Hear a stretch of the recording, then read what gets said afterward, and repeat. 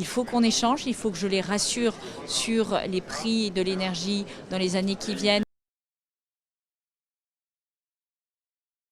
C'est important pour moi parce que les entreprises, elles sont au cœur de la bataille que je porte pour la transition énergétique.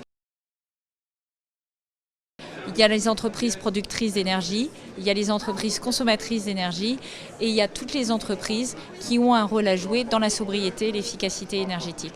Donc il faut qu'on échange, il faut que je les rassure sur les prix de l'énergie dans les années qui viennent et le maintien des conditions de compétitivité pour travailler, mais j'ai aussi des attentes à leur égard et notamment en matière de trajectoire de décarbonation.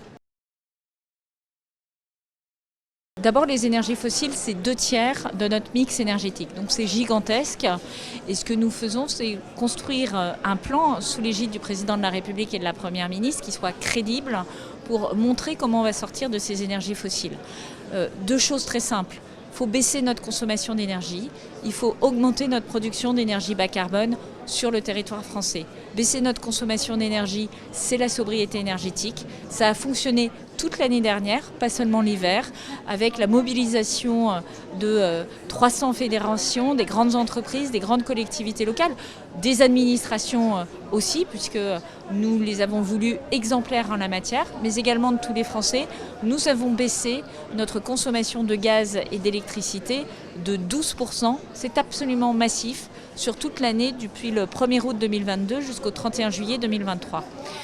Mais c'est aussi l'efficacité énergétique. L'efficacité énergétique, c'est le travail que nous menons secteur par secteur. Je pense notamment au bâtiment avec la rénovation thermique. Et vous connaissez les engagements de la Première ministre et du gouvernement pour continuer à accompagner la rénovation thermique et augmenter les moyens consacrés à cette politique. Mais je pourrais évoquer aussi la décarbonation de l'industrie avec les 50 sites les plus émetteurs que nous accompagnons avec Roland Lescure, ou l'agriculture, ou évidemment le secteur énergétique.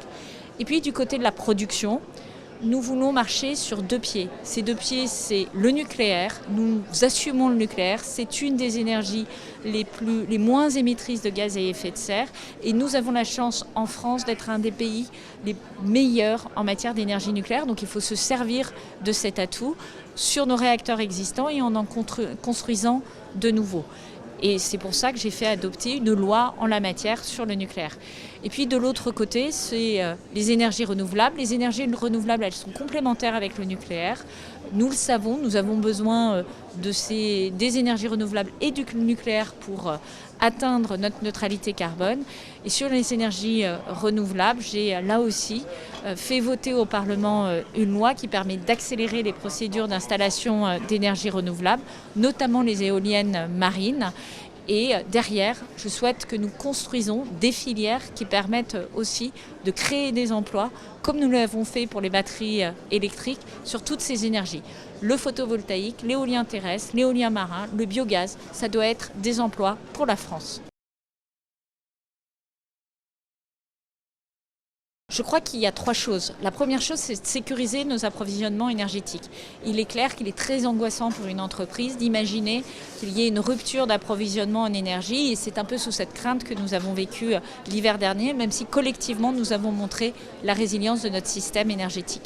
La deuxième chose, c'est de stabiliser les prix de l'énergie. Stabiliser les prix de l'énergie, c'est faire en sorte qu'ils arrêtent de faire du yo-yo.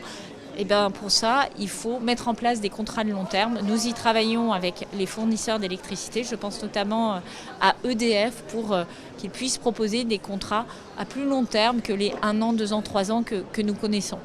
Et puis la troisième chose, c'est de défendre un cadre ou des règles de marché qui permettent d'orienter les consommateurs et les producteurs vers des contrats de plus long terme. Donc je dirais c'est le revers de l'autre face de notre politique.